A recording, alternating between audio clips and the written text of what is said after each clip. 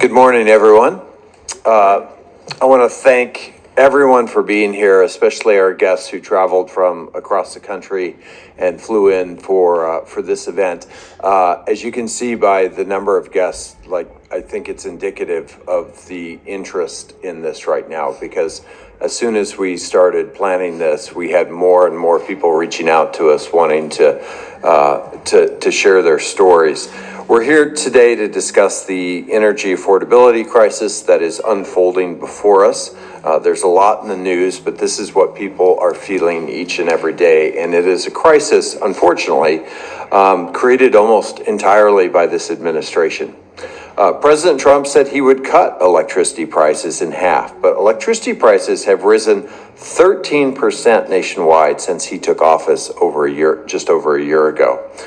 Instead of saving money, hardworking Americans around the country, and certainly in my home state of New Mexico, are wondering how they're even going to keep the lights on and the heat running this year. Simultaneously, energy demand is growing across the country at a rate we have not seen in recent history. Grid Strategies, a power sector consulting firm, predicts that electricity demand will grow 32% by 2030. 32%, just 4 to 5 years from now. But at a time when we need the cheapest electrons on the grid, the president is taking every opportunity to stop electrons from reaching the grid altogether. The bottom line is that the Trump administration is failing the American people, and here's how. First, they have instituted, and this is not well understood by the public, and we need to do a better job articulating it, but they've instituted a de facto ban on new wind and solar projects on federal land, stalling 22 gigawatts, the equivalent of powering 2 New York cities, from coming onto the grid, and 500 projects totaling 116 gigawatts of capacity are at risk of not being built.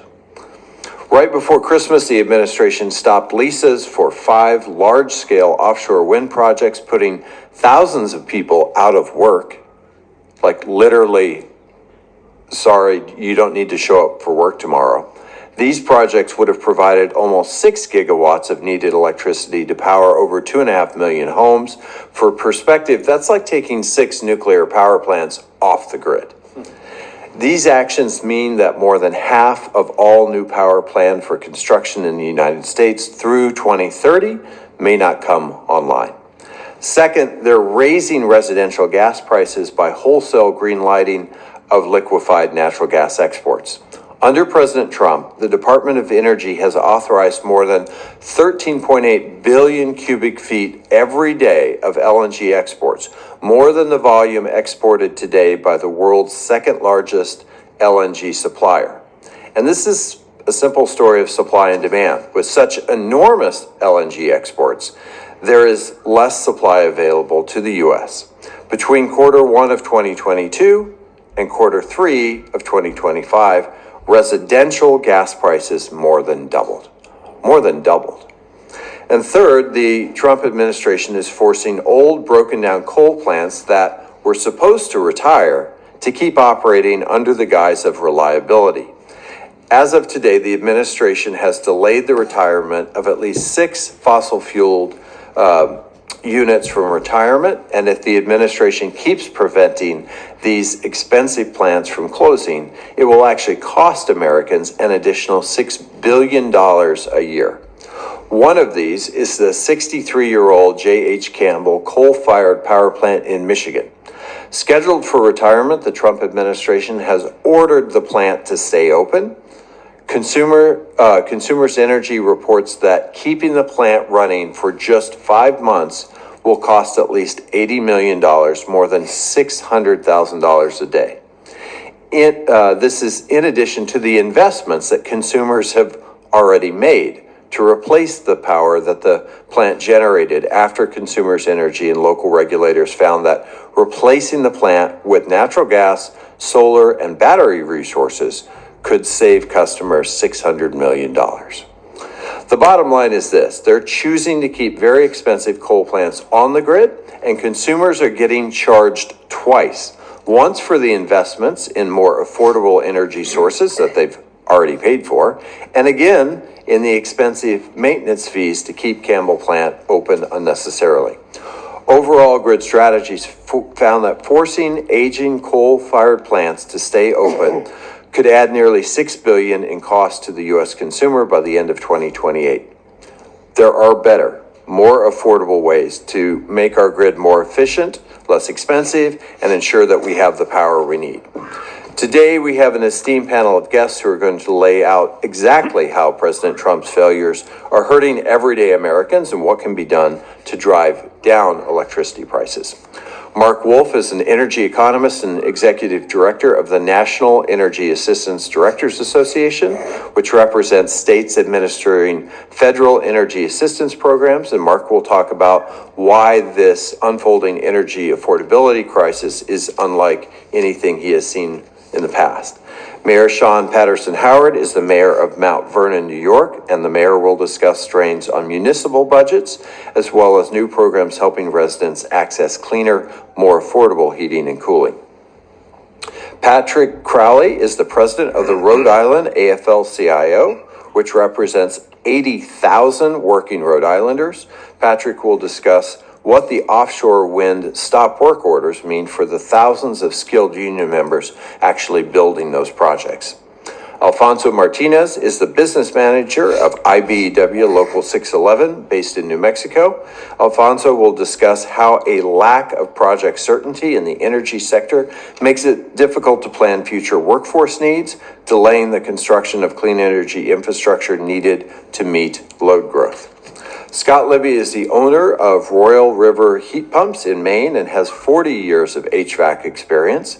Scott will talk about how high-performance heat pump technology is saving households money, but how the administration's actions, including imposing higher tariffs on essential materials like copper, steel, and aluminum, are disrupting supply chains and driving up the cost of electricity.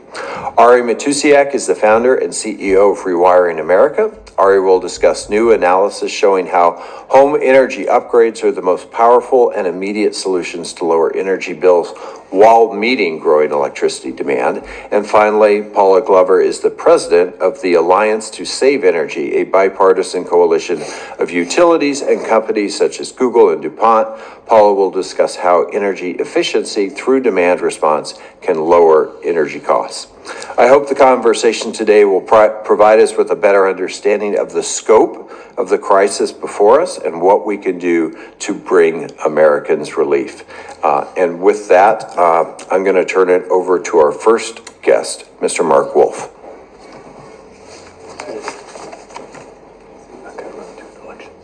Okay, you're coming back. Great, super. And first, I'd like to thank everyone. Hit the button and test that one more time. Okay. There you go. All right, there you go. Well, first, thank you for the opportunity to speak today. And of course, I'd like to thank all the members on the panel for your strong support of the Low-Income Home Energy Assistance Program. It was a tough year this year. You know, the administration wanted to kill the program. And remarkably, we're on target with similar funding from last year. The administration provided advanced funding at the same level in prior years. It was a remarkable outcome. My name is Mark Wolf. I work directly with energy assistance directors in every state. And what we're seeing is unprecedented hardship as electricity and natural gas prices continue to rise faster than inflation, putting more families at risk of falling behind on their utility bills and facing the shutoff of service. Today, 1 in 6 households is behind on utility bills, owing utilities about $23 billion in total. Our organization estimates up to 4 million households face utility shutoffs in 2025, nearly 500,000 more than in 2024. Low and moderate income families now spend 6 to 10% of their income on energy, 3 to 5 times the share paid by higher income households.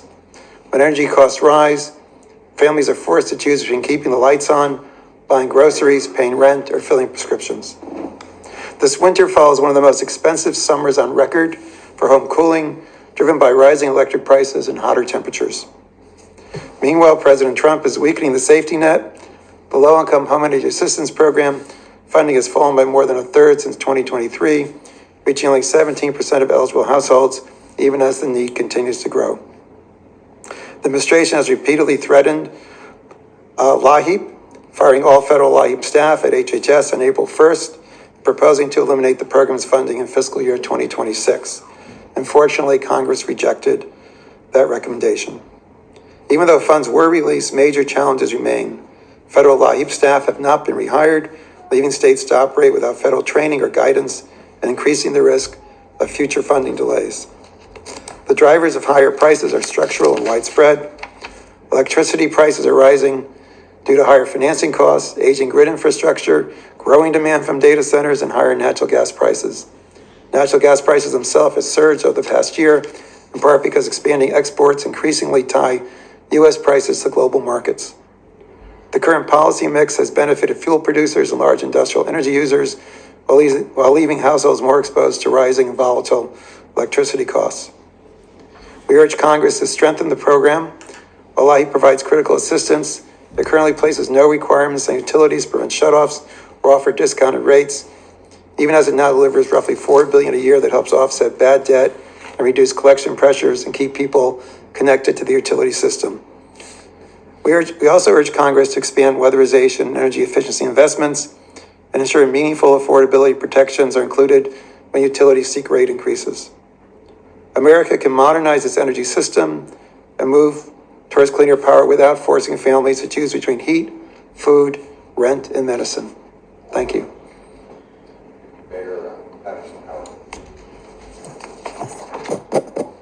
Good morning. Thank you for allowing us to come and speak before you and being partners in this fight. My name is Shawn Patterson Howard, and I'm the mayor of Mount Vernon, New York. Mount Vernon is a first-tier suburb nestled between the Bronx, Pelham, and Yonkers. We're the second most densely populated city in New York State. And whether on a fixed income or a working family, our residents deserve predictable and affordable energy. Energy costs are devastating families. Electricity and gas prices in Westchester are amongst the highest in the nation. Ms. Pettiford, one of our long-term residents, recently faced an $1,100 utility bill. Her actual usage charges were under $350, but delivery charges exceeded $775. Families like hers are forced to make impossible choices between staying warm, putting food on the table, or maintaining their homes. And this is not just a household challenge, it's a community-wide crisis. This crisis also affects municipal budgets. And when energy costs are unpredictable, we must hold back funds for youth, seniors, education, and public safety initiatives. I recently joined a consortium of 40 municipalities across Westchester to challenge Con Edison's proposed rate increases of up to 13% for electricity and 18% for gas over 3 years. We were able to negotiate a settlement of 2.8% and 2% annual increases, still above inflation. But now the revenue must be reinvested into infrastructure and operations in our county. Mount Vernon is taking bold local action. We're partnering with ICER, a local manufacturer, and environmental leaders of color to expand energy-efficient heat pump installation and train a local workforce to support these projects.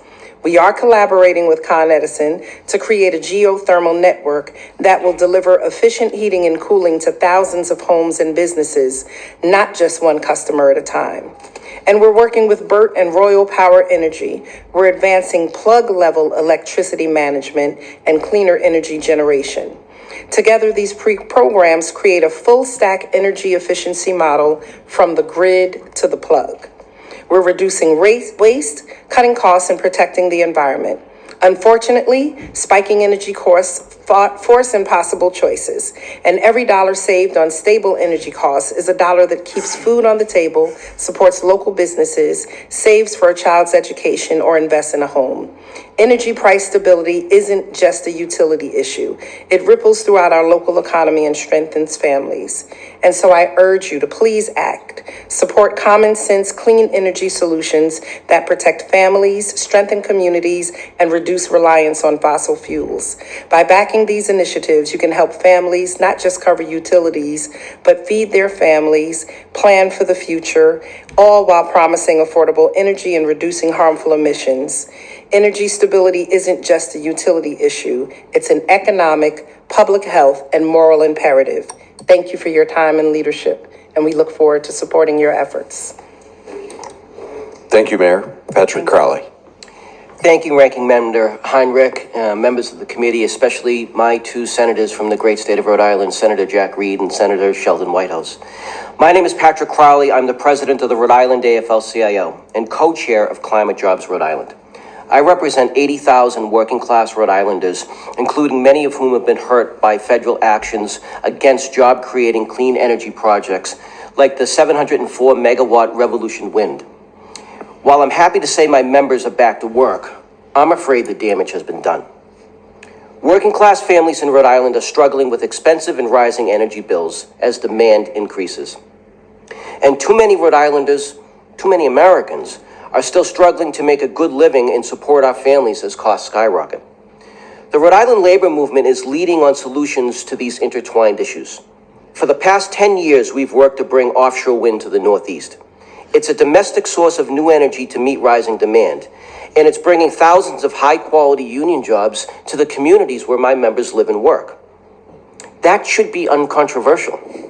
Yet, the Trump administration has issued not one, but two stop work orders on Revolution Wind, a project that's ready to power 350,000 houses and was 85% done. Losing Revolution Wind and the other offshore wind projects would be devastating to our grid and energy prices. ISO New England, our regional grid operator, issued a statement at the first shutdown of Revolution Wind saying that, quote, delaying this project will increase risk to grid stability.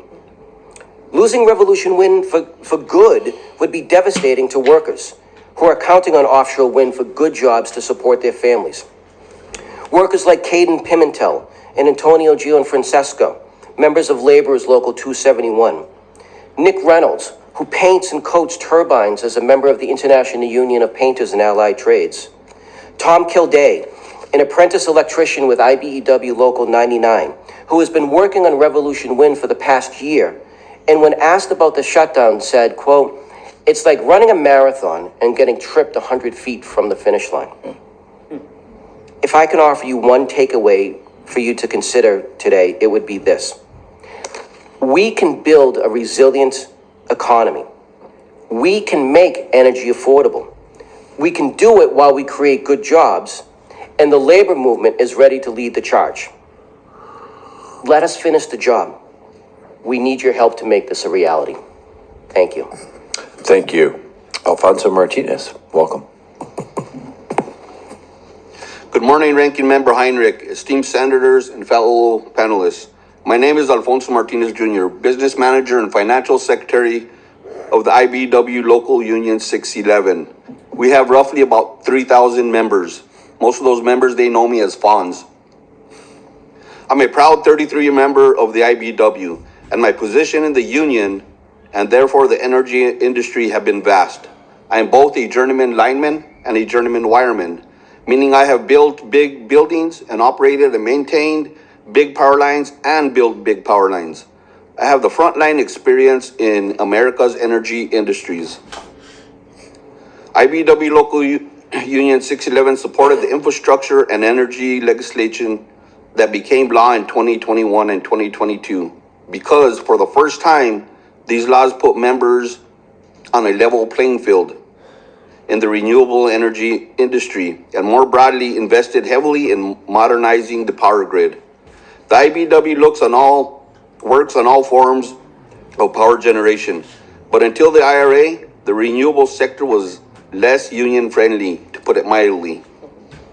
However, thanks to the work of Senator Heinrich and other senators in this room, the IRA made it so it would cost more for developers and project owners not to hire union labor. When the president's big, beautiful bill rolling back clean energy tax credits, and with Trump's administration canceling hundreds of billions in energy projects, the opportunities in these sectors will dry up for union members. Already, my local union has seen the Kit Carson battery storage project in Taos canceled by this administration's Department of Energy, putting over 60 of my members out of work, as well as millions of dollars for the D-N.M virtual power plant project being frozen for purely political reasons. What this means for our local, on top of putting folks directly out of work, is that a steady pipeline of highly skilled workers can't be built. Without project certainty, we can't bring in and train apprentices. Our model is earn while you learn. If we don't have the work for these apprentices, we can't bring them in. So contracting the pipeline for these jobs reverberates across our industry. The jobs lost and the opportunities lost represent real costs to the IBW, but they will also hurt all families in New Mexico. Killing new generation for no good reason won't stop the big energy users from growing. And we don't want to stop the growth. We want to build to meet that new demand. But if we don't build more generation, the data centers have the money to pay higher taxes. We won't, our neighbors won't. And I'm left asking for what? What are we killing these projects for? With that, I look forward to discussion and to answering your questions, Senators. Thank you, Fonz. Mr. Libby. Good morning, Senators. Thank you for your work here in Washington and on this committee for putting together this roundtable, providing this opportunity for us to come speak. I'm Scott Libby. I own Royal River Heat Pumps in Freeport, Maine. We provide and install exclusively heat pumps. This is year number 41 for me in the HVAC trade. I've done gas, oil, and I realize that my customers love heat pumps. They're clean, they're quiet, they're efficient. I've built a company with close to 40 employees, representing 40 families, over 80 children in my company. There are 754 registered vendors in Maine providing heat pumps. With the loss of the tax credit, we've seen the adoption of heat pumps go down. After Maine has led the adoption of heat pumps over the years, Royal River Heat Pumps alone has installed 10,000 heat pumps. We represent a small fraction of the number that are being done in Maine. The number that has been done only represents a very small percentage of what needs to be done. We have seen how these systems have transformed energy use and comfort in homes in the coldest state in the climate. Our customers love them because they're clean, quiet, they improve their indoor air quality, they offer year-round comfort, and in most cases, they save energy cost, especially if you're switching from oil, propane, or electric heat. I've heard families say that this is the first time they've been warm in the winter and not afraid to look for the next electric bill. But we're also seeing affordability pressures, not because the technology is failing, but because of structural issues. Maine's electricity prices are rising, driven largely by natural gas exports that push up wholesale prices across New England. Gas prices are up 60% right there on that chart. It's the largest spike in decades. And like many small business owners, I'm dealing with higher input costs on equipment, copper shortages from data center demand, and rising healthcare premiums. My employees get 100% medical, dental, vision, long-term, short-term disability, and life insurance. I'm seeing those prices skyrocket. But this is not a time to retreat. As we work to reduce electricity costs, we should double down on efficiency and electrification. Maine is showing how. Our state's new energy efficiency plan focuses on weatherization and beneficial electrification to reduce household bills. It invests in market transformation to build momentum, grow the workforce, and drive down installation costs. And it uses smart tools like demand response to spread fixed grid cost more efficiently and lower costs for everyone. If Maine can make it can work anywhere.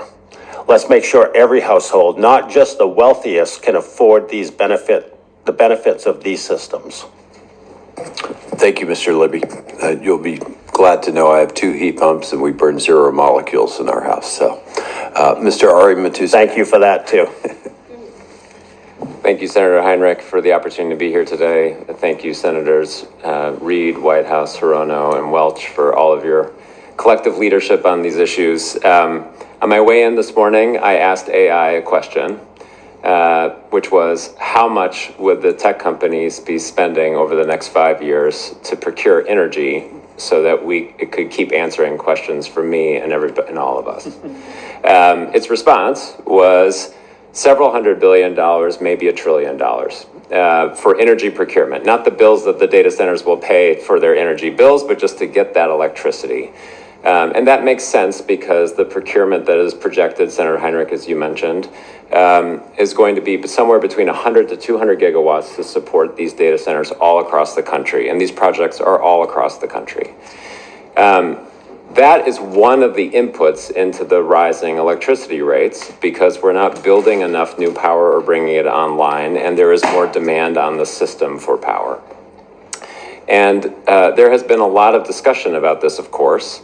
And one of the solutions that people have proposed is a really good one, which is to not have ratepayers pay for the data centers for the electricity that they need.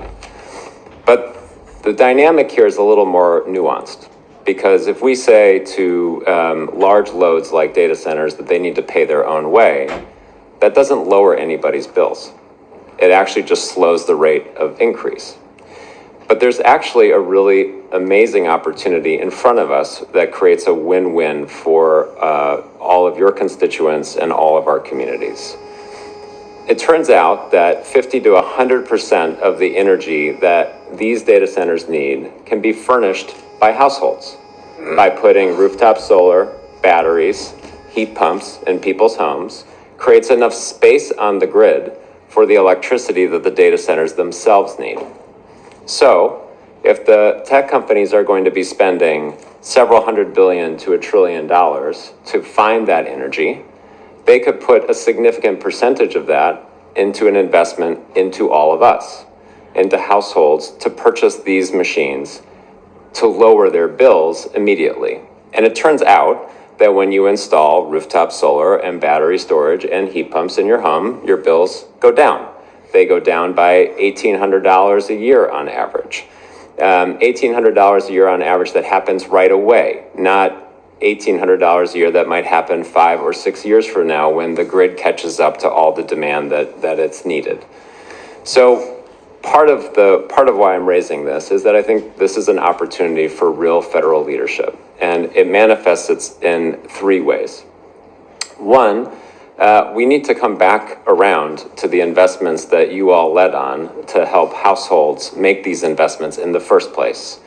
Senator Heinrich, your rebate program was one of the hallmarks of the legislation that passed several years ago, but only 13 states have those programs active around the country. Those dollars need to be released. Second, there is an opportunity for us to invest in and standardize these virtual power plant programs for households so that we can have those households become a real asset for the grid and for households to get paid for supporting the grid. And the last thing is that these large loads, that are coming on from data centers and others, we can require them to prioritize households as the first place to look for where they go find that energy so that households can benefit, communities can benefit, and they can get their power too. Thank you. Great. Thank you. Ms. Glover.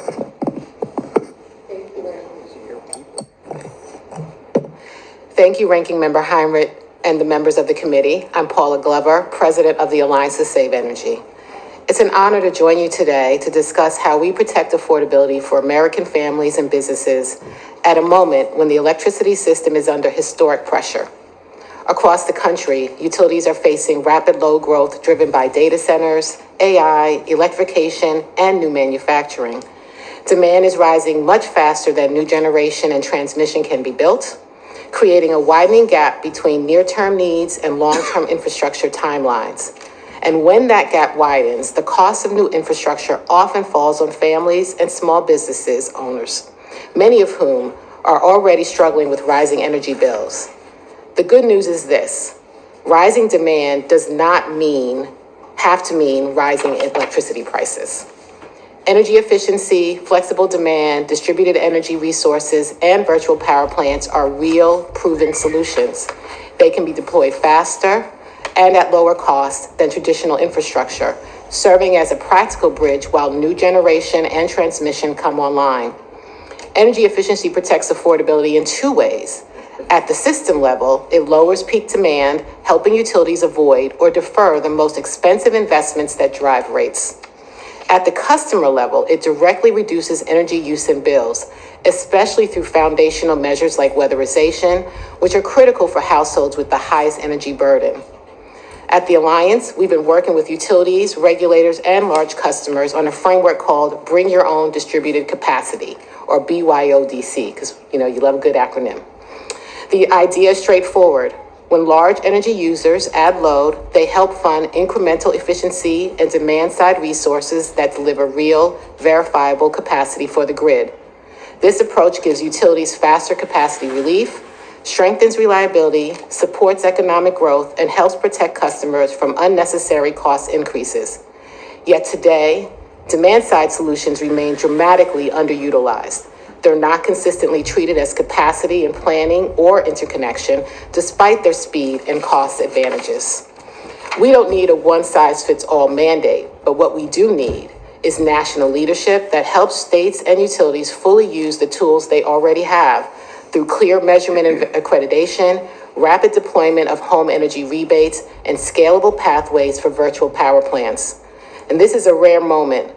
The choices we make now can protect families, strengthen reliability, and ensure affordability as demand grows. Demand-side solutions are the fastest path to affordability, the smartest path to reliability, and the most cost-effective way to meet the energy future ahead. And I look forward to your questions. Thank you. You want to go first? Yes. If you want to jump on right now, I'll let you jump in front of everybody because I know you have to go, Senator Reed. I will take the privilege, Mr. Ranking Member. Thank you. First, let me thank Senator Heinrich, not just for today, but for his leadership on all of these issues over many, many years. Thank you very much. Great to be with folks I've had the privilege to work with, Alex and Pat Crowley from Rhode Island, and Ari, got a Brown degree or two. Thank you all for being here today. And I just quickly, Pat, can you tell us, again, the impact of the stopping the wind in terms of labor? And also, you were sort of teeing up, not just to do these wind projects in Rhode Island, but around the country and other energy-saving projects. Yes, thank you, Senator, for that question. The impact has been pretty dramatic. It's as if the Trump administration has put a closed for business sign on the northeast coast of the United States. I mean, you got to imagine that these projects are not like having two buddies come over on a Saturday afternoon to build a deck on the back of your house. I mean, these are multi-billion-dollar, multi-trade, intricate projects. They take years of planning. And the developers that are interested in this type of project building have opportunities elsewhere around the world. Mm-hmm. And my biggest concern is that by sowing confusion into this marketplace, these developers are just going to look elsewhere. That's going to leave my members in Rhode Island, out in the cold. But you're right, Senator, this isn't a Rhode Island specific thing. We have a chance to be an energy producer for the entire country, right off the coast of New England. And to think that we'd give up a domestic source of energy that is not only going to be less expensive. I mean, right now, the Revolution Wind Project is a 20-year fixed purchase price agreement at less than 10 cents a kilowatt. Now, by comparison, just the other day, the grid was charging paying 70 cents a kilowatt. So why would we not have a cleaner, cheaper, safer, domestic source of energy that's going to employ thousands upon thousands of union members up and down the East Coast and elsewhere across the country? It just makes no economic sense. Well, thanks, Pat. Mark, I want to thank you for all the work you've done on LIHEAP. Thank you. Thank you. You've kept it on the table at least, and we're going to do our best working with Senator Collins and others. Ari, just a quick question, very quick. What about rebates to consumers? Is that part of your vision? Yes, and Senator Heinrich and you all led on the rebate program in Inflation Reduction Act, and states like Rhode Island and all around the country have their own rebate programs. This is really important as a way to bring down the front end cost. And when you combine it with other sources of capital, like for instance, if we have tech companies supporting those costs to help homeowners and make these installations, you can cut the front end cost by over 60-70%. So it's a really important part of the equation, and we need more of it. Thank you, Aaron. Thank you very much, Martin. Senator Welch. Thank you all very much. You know, the thing that's so frustrating is that it's like solutions, everything you're proposing is like practical and within reach. And what's the problem? You know, it really is astonishing. We'll get Sheldon and Martin going on their tirade about the fossil fuel companies, but it is, did you say 10 cents? 10 cents, Senator. It's cheap. It's affordable. It drives down costs. That is amazing. Who'd want that, right? I just want to do a couple of things. Ari, I want to ask you, this idea of having localized demand-side management, which is an asset, it's there, it's built, and you can, pardon me, you can employ that. Just talk, what is the holdback on us doing it? I know it doesn't fit the model of generation. And generally, you know, for years, decades, the power producers, the utilities would be given a return on investment. So the more they invested in big expenditure projects, not the higher rate they'd get, but the higher total gross they would get. And obviously it's an incentive to not put on rooftop solar. It's an incentive to do a big coal plant or gas plant. So what do you think is the holdback on us being able to take advantage of what is right there in all of our communities? I think it's a mindset shift. You know, for historically, we think about households as the end of the line passive energy consumer. But if we thought about households as energy infrastructure, right, it changes how you approach the problem.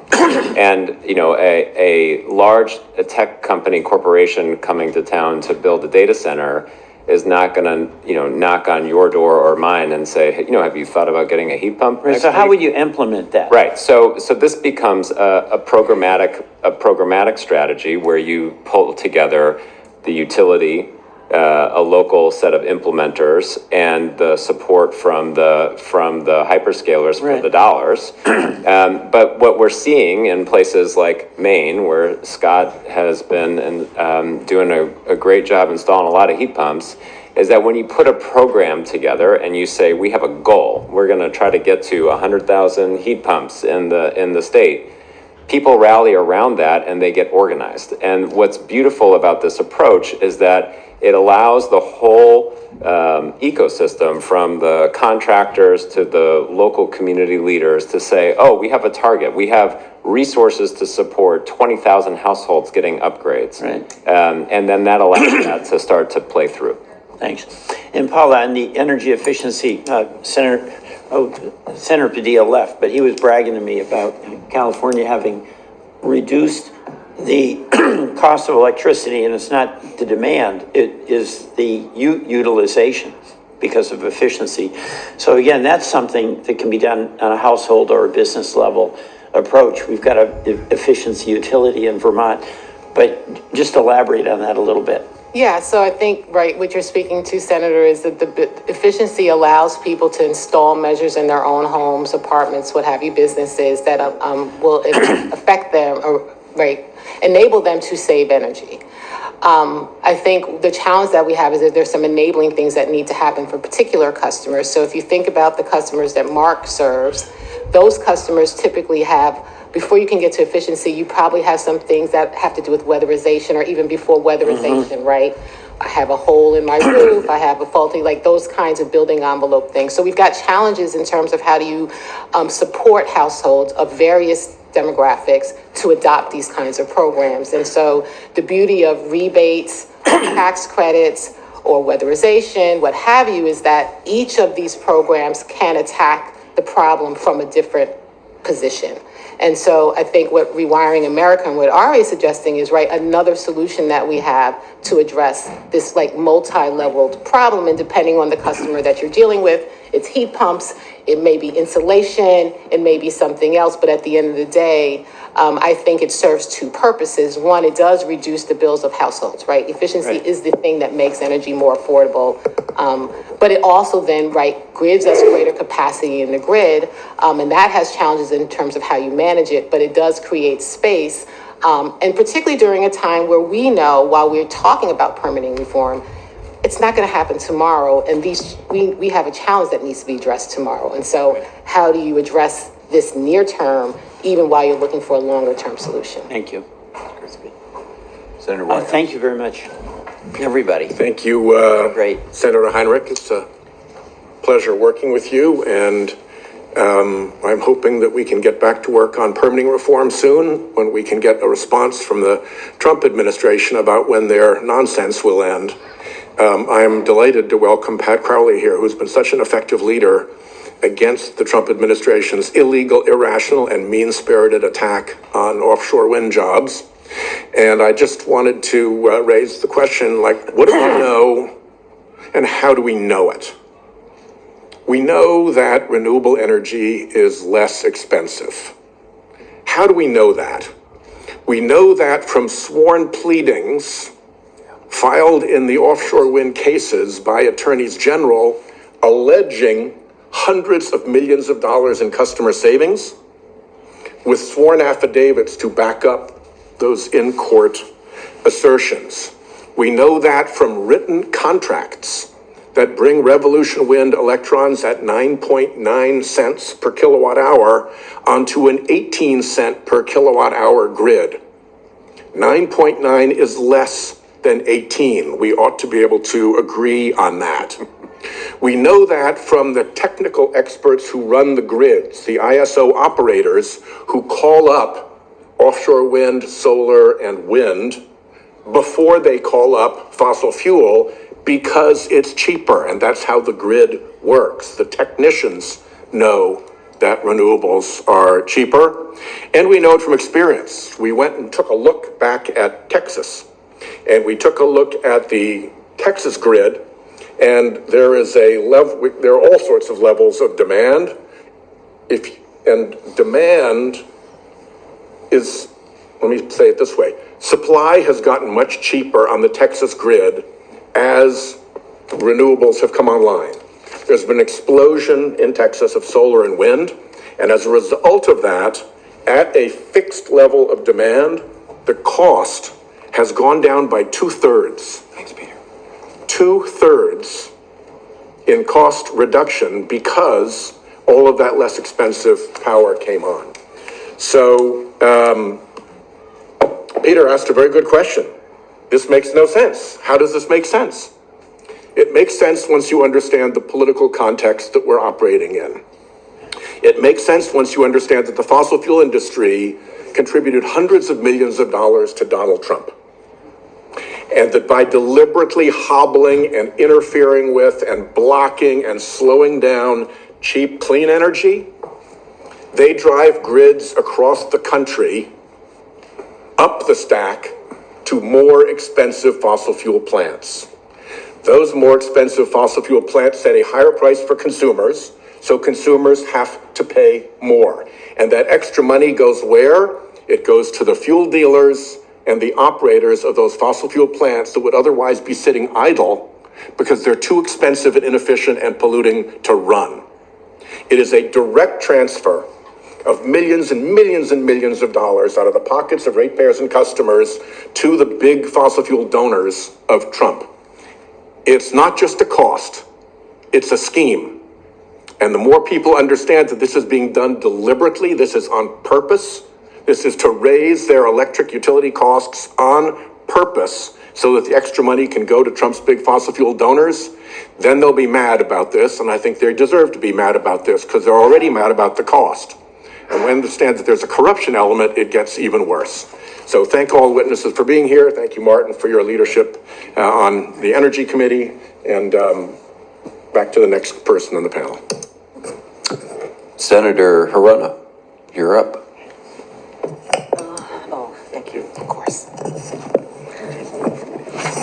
Thank you, Senator Heinrich, and thank all of the panelists for being here to share your experiences and expertise. I think you all pretty much know that Hawaii has among the highest, if not the highest, energy costs in the country because we were basically pretty much 100% reliant on the importation of fossil fuels for electricity.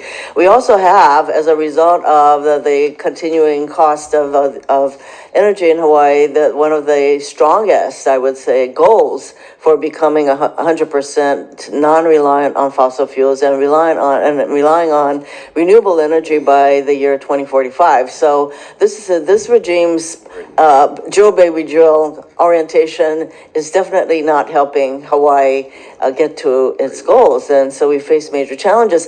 Listening to this panel, I was particularly taken with. Sorry, Ari, I can't pronounce your last name. Okay. Is it okay to call you Ari? I was really interested in both you and Paula. I'm going to call all of you guys by your first names because we're all friends, aren't we? Interested in the homeowners, the households, and the homeowners as a way for getting a handle on energy costs. And so you talked about households as part of the grid. And I think that in Hawaii, we were trying to get, we have a pretty high level of use of solar in Hawaii, and that helps our electric company and all of that. But I think you mentioned there are some states that really create an environment where households can be part of the energy infrastructure. Can you explain what kind of laws that are in these states, and anybody else who wants to chime in, that results in the households being part of the infrastructure? Sure. Then I'll Thank you, Senator Rono. One thing to say is the rules across states are highly variable, right? So in some states, it's easier to put rooftop solar on your house. In other states, it's harder. In some states, it's easy to attach a battery. In some states, it's more difficult. Some states have what are called virtual power plants that enable you to combine a bunch of households together and use that as a way to offset some of the costs on the grid and pay households for doing it. Other states, it doesn't get recognized. I think part of the opportunity here for federal leadership is to create a framework that standardizes this approach and to basically say, instead of thinking about households as passive energy consumers, to think about them as part of the energy infrastructure. And if we take that seriously, then what will happen is we will think about households as a place of investment for the grid to get access to. Yes, I like that approach. My question is, how does a state like Hawaii, which is not connected to any other grid, and in fact, each island has its own grid and we don't share energy that way. How does a state like Hawaii implement the perspective that you're explaining? So one of the main things to do is to make electricity as cheap as possible. The way to do that is to lower the cost of rooftop solar and storage. In countries like Australia, the cost of solar is less than $1 a watt. In the United States, it can be $4.50 a watt for households. That's not because the technology in Australia is better than the technology here. That's because of all of the costs that we stack on top of that to make it more expensive. And so that's a way that a state like Hawaii and all across the country, we can lead to lower those costs, get soft costs out of the mix, permitting costs, all these other things that add expense for households. And as soon as you make the cost of that electricity cheap for the families, then their bills go down by quite a lot, and the grid becomes more resilient as a result. Well, I think I'm probably going to want to have my staff talk to you more. Paula, you mentioned that impacting the demand side. How do you encourage households to lower their demand for energy use? I would say, many of the programs that the One Big Beautiful Bill took away was part of what have encouraged households to do that, right? But I would also say there are lots of things like weatherization, what they do at the state. So our state regulators are allowing utilities to have different types of programs that are in addition to home rebate programs and other things that customers can adopt. All of those things really help customers reduce the cost of their bills. The biggest challenge we have is really information, right? And understanding in a time like this, what we are talking about is investment. And so Ari is right that if you install a heat pump, your bill's going to go down. But first you have to have the money to install the heat pump. And the rebates were designed to give customers the money to do these things. And so there's a through line through them. And when you get rid of one, you make it more challenging to have the kind of other outcomes that we want. Well, since the federal government has pretty much eliminated all support for low-income people, LIHEAP, and also the rebate programs, then pretty much it's left to the states to figure things out on how to incentivize the kind of programs that you're talking about. And so I don't know if somebody has a sort of like an explanation of what each state is doing, what states are doing to lower on the demand side. So that would be helpful to learn from what other states are doing. Well, we could certainly come and come back to you guys because I think it's a lot of information and share more detail what various states are doing. Because some states are doing different things. They have state level legislation and don't want to take up all your time. Yeah, that's what we're going to need to resort to. By the way, I have a heat pump. And Senator, if I could just amplify one part of Paula's answer. I mean, one of the things that the big beautiful bill took away was the Solar for All program, which would have been instrumental for what Ari and Paula are talking about. In Rhode Island's context, 40% of the people in Rhode Island are renters. So they don't have the ability on their own to go put a solar panel on their house. You know, they need to get their landlord to do it. What the Solar for All program, which was sent $40 million to Rhode Island, which would have been specifically targeted at low-income households, marginalized communities, and renters. So those communities needed that program so that they could build that domestic infrastructure that Ari's talking about, so that they could increase the demand side that Paula is talking about. And when the Trump administration unilaterally cut the Solar for All program, and I was talking with some of my colleagues here this morning, you know, there are places, it sounds alien to me being in an urban area like Rhode Island, that simply don't have power in this country. You know, Senator Heinrich, one of the co-plaintiffs is a tribe in your state of New Mexico.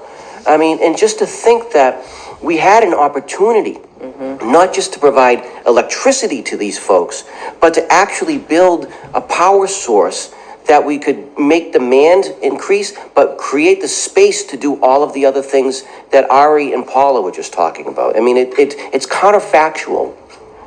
And one thing to add to that, up to recently, people who struggle to pay their energy bills were primarily in the bottom 20% of the income population in the United States. But we're now seeing, this might be the opportunity to kind of revisit how to move efficiency forward. We're now seeing people who are more moderate income, you know, between 20 and 40% of the income stream struggling to pay their bills. We've never seen those families before. Electricity was affordable for a long time. Between 2015 and 2021, prices pretty much stayed with inflation. It was just affordable. But since 2021, prices have gone up faster than inflation. And I think that's what we're seeing is that people who could afford their energy bills didn't come in to ask for LIHEAP assistance. You know, people at the top end of eligibility, we never saw because they could afford it. Now we're seeing them. And that's what really worries us is that the dynamics changing and that when you look going forward the next couple of years, this isn't like a volatile change, like electricity is going to come down next year. There's enormous pressure to keep prices moving up. And so we're looking at programs like LIHEAP. They're really designed for a different period. And I think that as we go forward thinking about how do we help families, all that needs to be taken into account, as well as, of course, you know, extreme temperatures in the summer. You know, rising electricity prices doesn't just hurt families in the winter. We're now seeing record prices in the summer. So there's almost like an institutional change going on that the programs we have in place aren't really set up. And then just to add on to the last comment that what the administration did was pull away programs that would help address those rising prices, just like Solar for All. I mean, luckily, the LIHEAP is still in place. You know, the administration wanted to kill it, but we're still here. But it hasn't kept up with inflation. And I think So the combination of things, just to kind of wrap up my point, is we're really seeing a change. We need a new lens for the next period. That the old lens, I think, is gone. I think the era of cheap energy, cheap electricity, abundant fossil fuels, that's over. And we really do need to think more aggressively about efficiency now and renewables. Senator King. Oh, go ahead, Mayor. Thank you so much, Senator Heinrich. We're talking about so much of what we're doing now. Right now, Congress is considering probably the biggest bipartisan housing support bill ever. And so as we move forward in developing housing, we know that we are 3 to 4 million housing units short here in this country. And as we're moving forward and we're building housing, we really encourage Congress to incentivize LEED certification, to incentivize solar, to incentivize heat pumps, and anything that is going to cause these housing projects to be more energy efficient. This is going to support people at every band of the income range, and it's going to be important. And so while we're working to increase electrification and expand the grid and make it more durable, we also want to make sure that we're building housing for the future that already takes into account rising heat and energy costs, and that we're cutting it off on that end. That is going to be so important as we move forward. Passive housing in Mount Vernon, we built one of the biggest passive housing projects in North America, and it opened in 2023. And I can tell you that the residents who are living in that building are paying 50% less than everyone around them. And while their rents might be higher, their energy costs are lower, and that is stable. People need stabilization. They need predictability. That is going to help. And then it's also going to help governments, because when you have predictable energy rates, because we have a better grid and we have lower levels, then as a government, we're not going to have to raise property taxes on the other end, because our energy costs as a government are out of control. We're able to maintain our level of expenditures. We're able to reinvest that money in cleaner energy projects, education, housing, public safety, and we don't have to tax. Utility companies tax their customers, governments raise taxes on their residents. Either way, the cost gets passed on to the people who can afford it the least. And so we have to put an end to that vicious cycle and circle. That's great, Mayor. So thank you. Senator King. Good point. Thank you. I'm sorry I missed your testimony. I'm a heat pump owner in Maine, so maybe I can make up for it, but it's another hearing. Getting ready to install. Lots of thoughts. Demand side management. The cheapest kilowatt hours the one you don't use. And as we move toward heat pumps and electric heating, we need to be thinking about weatherization, and that's part of the saving of kilowatt hours. We also need to think about things like time of day pricing, because the expensive electricity is what occurs at the peak. And if we can shave the peaks and spread demand overnight, that's when power is the cheapest. And so that's something that the utilities have resisted. But time of day pricing, I'm old enough to remember when the phone company went to cheaper phone calls after 9 o'clock, and I remembered literally sitting and watching my watch and making that phone call. That proves that people will respond to price signals. And why can't we do that with electricity and shave that expensive peak? So those are kind of, and there's no cost to that, to those kinds of things. Secondly, the big hit that's heading for our consumers is the grid. It used to be that transmission and distribution was 30 or 40% of the electric bill. Now it's over 50%, in some cases even higher. And that's going to get worse because everybody's worried about AI and data centers and additional demand. But we have to deal with the incentives that utilities have to build stuff. There is no incentive on a utility to do something like what we call GETS, grid enhancing technologies, and reconductoring first before they build the whole new line and the poles and all that kind of thing. Now, that's really a state issue. It's PUC by PUC when they have to issue a certificate of convenience and necessity. My feeling is they should say, we're not even going to look at your proposal until you show us what you've done in GETS, and then we'll talk about what you have to build, because I think there's a huge opportunity there to avoid what is coming at us, which could be catastrophic increases in terms of additional grid support. We're at the point of this meeting where everything's been said, but not everybody has said it, so I'm going to say a few things again. Solar and wind are the cheapest form of energy today. Onshore wind and solar are 3 cents a kilowatt hour. 3 cents a kilowatt hour. I get a report every week of what the cost of various energy sources is. Solar and wind are always the lowest. And now, of course, the wrap is, well, they're intermittent and you have to have backup. Well, storage has come down in price dramatically over the last literally 5 or 7 years, and it's going to continue to come back, and there are additional storage options. My dream for 25 years is that Hydro-Quebec will be the battery for New England, that you have a renewable storage that could be the backup for wind and solar. And finally, offshore wind. I said 25 years ago, the Gulf of Maine was the Saudi Arabia of wind.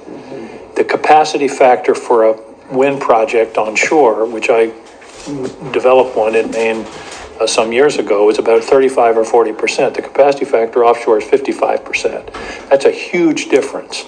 And it's gonna, and the wind just blows hard out there. As anybody that lives near the Maine coast can tell you.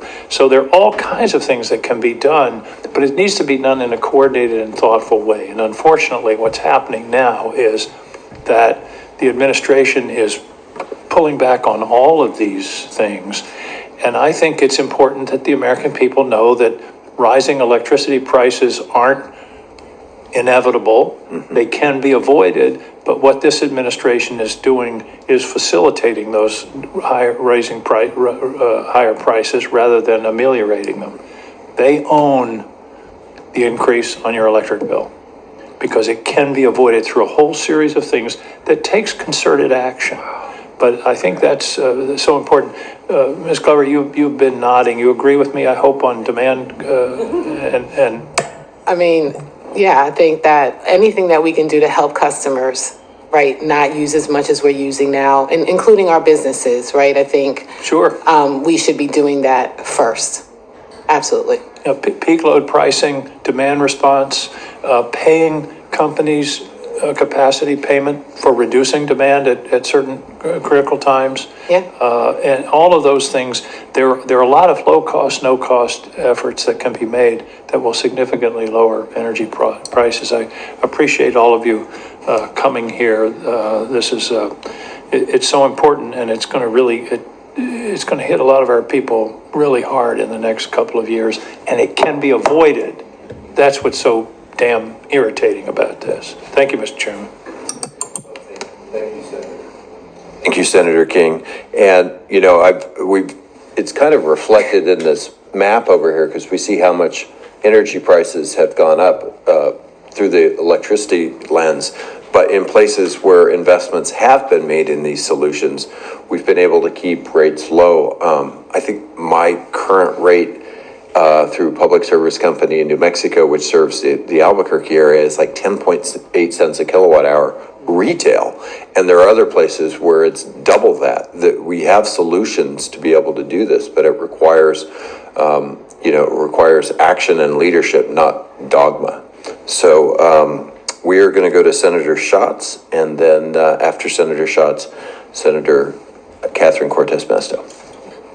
I want to thank Senator Heinrich and his staff for convening this. I want to thank all of you for being here. I think we have a generational opportunity that is unique to this moment, and it's sort of the other side of the coin of the consumers feeling pain, and that is that for so long, many of us who are in the climate space have had to make a sort of indirect argument about the need for climate action, even if it's slightly more expensive in the short run.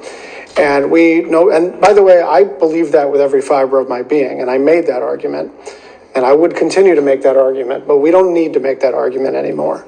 Right now, clean is cheap and cheap is clean, and I think we need to keep it extremely simple as it relates to the affordability question.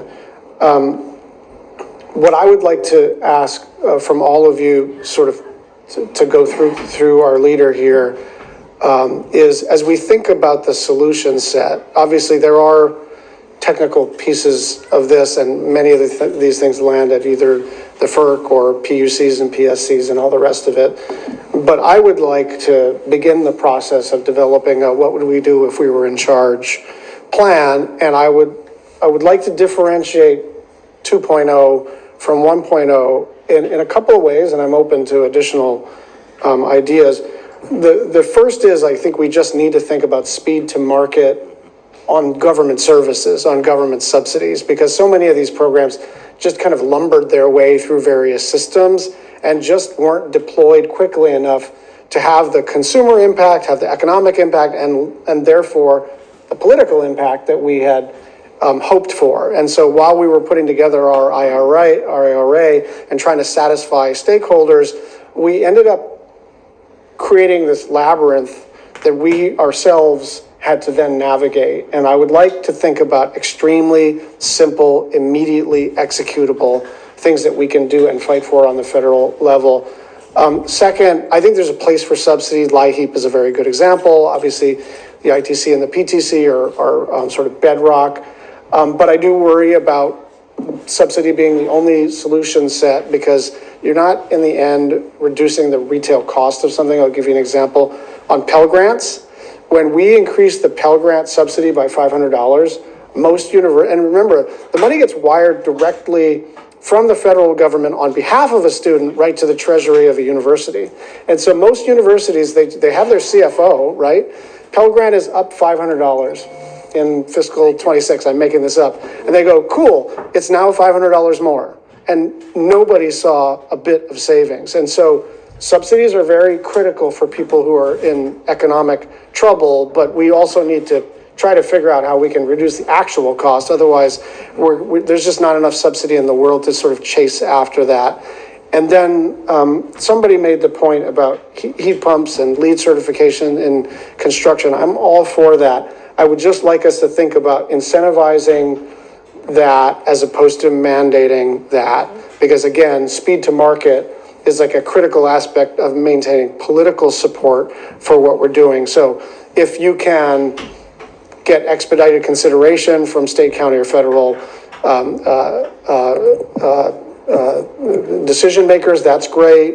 If there's a cash incentive, maybe you get an extra % on your ITC. There's lots of ways to do this. What I don't want to do is satisfy all of our stakeholders by making a bill completely unworkable, except it's workable in terms of getting 51 votes for something, but then suddenly you're left with something that's kind of almost impossible to administer. It sounds like the mayor wants to respond to that. I absolutely agree, and right now, okay, I absolutely agree, and all of the conversations that we're having on the government side are really reducing barriers and those front end, those soft costs that are associated with development.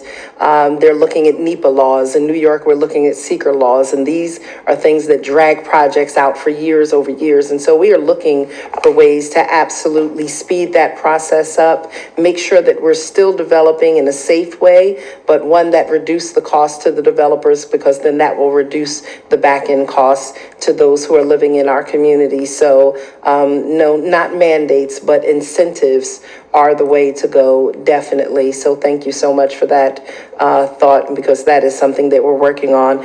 And then also, I just want to say that I am here with the climate mayors. I'm here with the U.S. Conference of Mayors, National League of Cities, African American mayors, and where New York has one of the highest energy costs, I serve as the vice president of our New York Conference of Mayors and Municipal Officials. And so we are so happy that you are supporting these efforts. We just came back from Brazil, and when we're sitting there as American mayors on a world stage where they feel that America has lost their direction, they were so pleased to see that so many of us showed up, and that we are still, as America, we are all in, and that we are focused, that we have not stepped away from our global responsibility to reduce the use of fossil fuels, that we are still focused on not only the health of our economy, but the health of our residents.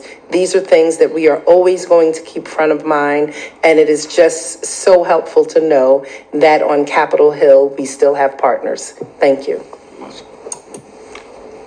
Senator Cortez Masto. Thank you, Martin. I also want to thank you and your staff for pulling us all together, and all the panelists here. Thank you so much for being here.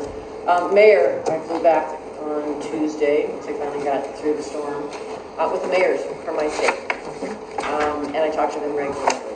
And I'm so pleased to hear you in the conversation, because it's exactly what they're saying. We need to lower costs. We need to address so many issues. Some of that is around these energy costs. Nevada, I'm very proud. As you look at the green here, there's a reason why we're green. Yeah. It's because we had all these investments. Because of the trees. It's exactly. It's because we invested over the last 10 years in clean energy and the opportunities it brings. And the city of Las Vegas is certified LEED green. The buildings, everything. I mean, everybody has invested. And I listen, I will be the first to give credit to Senator Harry Reid. He was the first to pull everybody together 10 years ago in our state and talk about energy and how we need clean energy and the benefits it brings, not just to lowering costs, but to the climate, but it creates jobs, good paying union jobs, right? And so that's what this is about. There's a ripple effect. I'm interested in your thoughts. We were talking about the tax credits that the Republicans took away. And I know they benefited my state. I'm sure they benefit so many states across the country. The new energy efficient home credit, which gives builders of energy efficient single family and multifamily home tax credits. The energy efficient home improvement credit that gives or allows eligible taxpayers to claim a percentage of the cost for qualified energy saving home improvements. The residential clean electricity credit, a federal tax incentive covering 30% of the cost of qualified clean energy improvements for a home, such as a rooftop solar and battery storage, which we have in Nevada. Does anybody disagree with bringing any of those credits back? I'm curious. No. Good, because today I'm dropping a piece of legislation that does just that, and I'd ask my colleagues to join me. This is proof. If you look at this green, this is why we need these types of things. It is an incentive for us to continue to move forward. In Nevada, we benefit from solar and geothermal. We have a unique geography. That's not everywhere in the state, but they should have the opportunity everywhere in the state, whether you're from Maine or Texas, wherever you are from, to have the opportunity to figure out what makes it work for you. Clean energy, reducing our carbon outcome, right? Carbon footprint is important.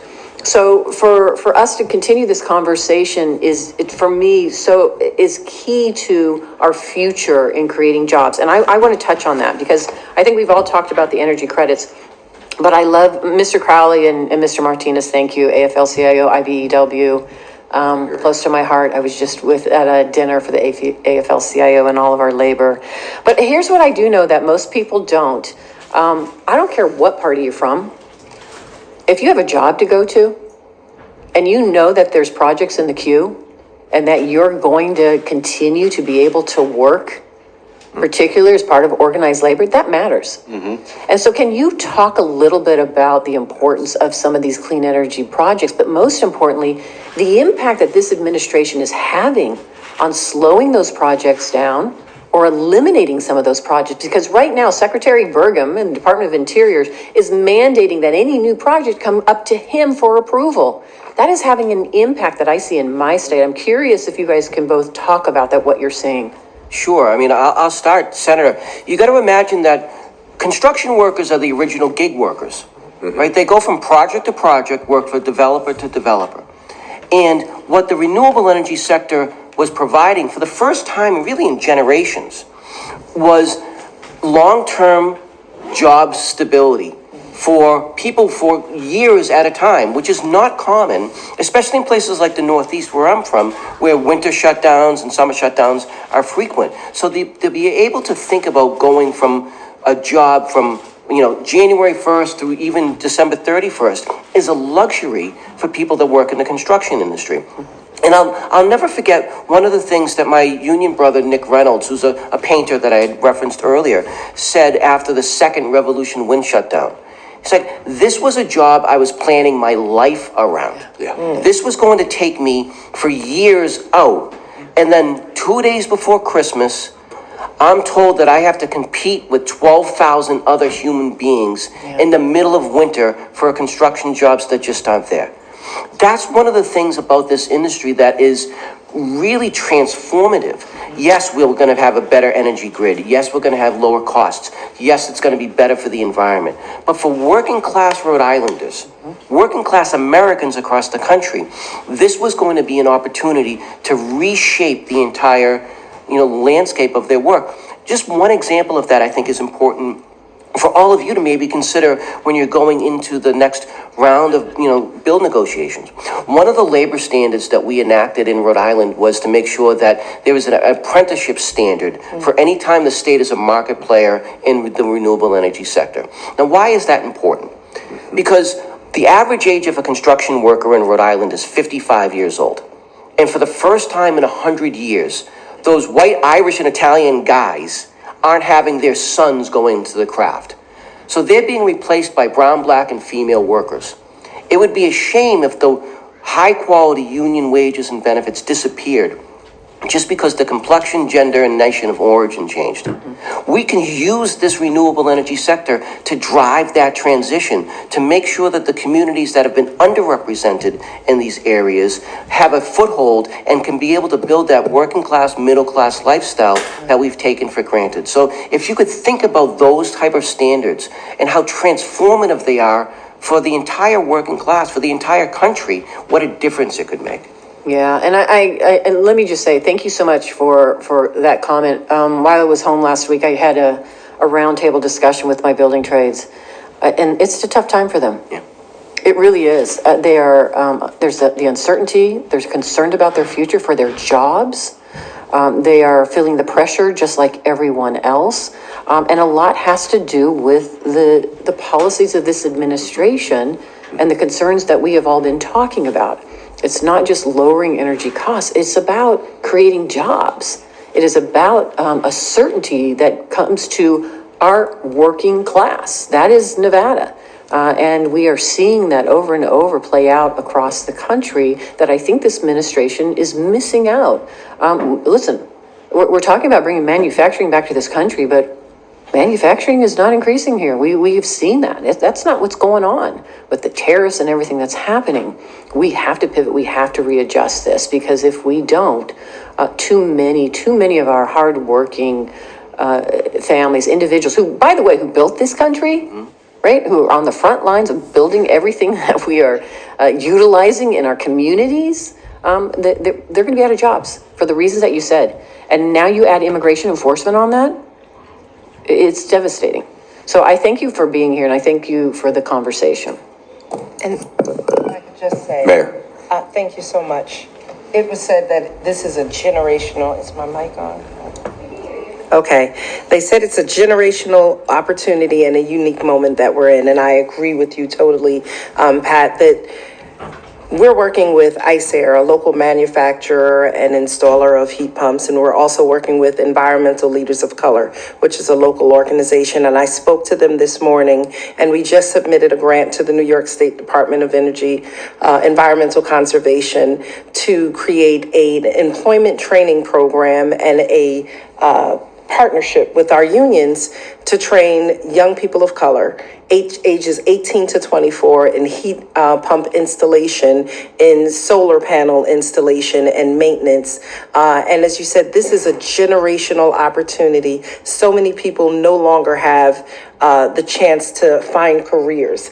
These are not just about jobs. People don't want jobs. They want opportunities for careers where they can work with dignity, they can have predictability, they can take care of their families, and they can look at a future. Jumping from job to job, standing on corners and hustling in the neighborhood to find opportunities to support your family cannot be the American way. We want to create careers. This is an amazing career path for so many. It is, and let me, and I'll be done here, but you're absolutely right, because I think this gets lost.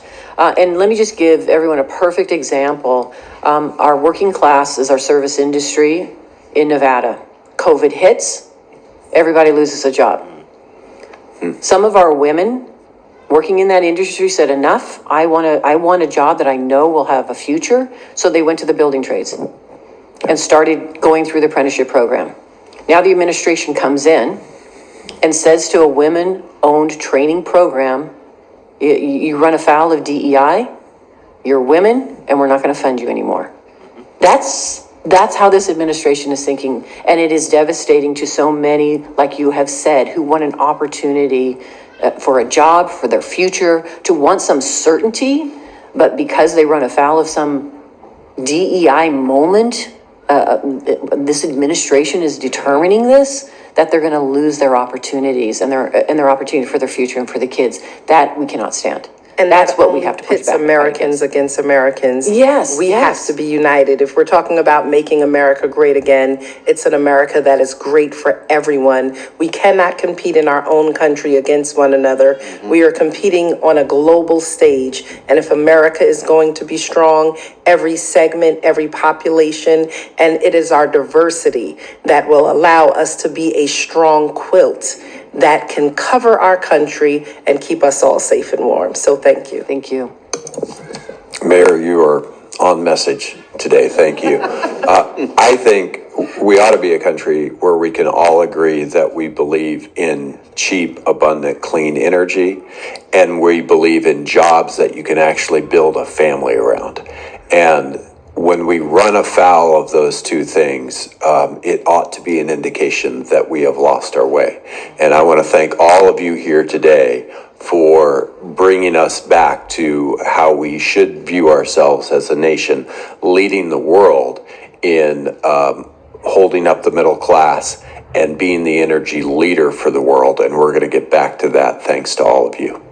We're going to open things up to questions for the press, and then we're going to wrap. Any questions for the press while we have y'all here? Hearing none. Several of us will be around if you want to pull us aside. Yep. Okay. And once again, thanks to all my colleagues and thanks to all of you for traveling across the country.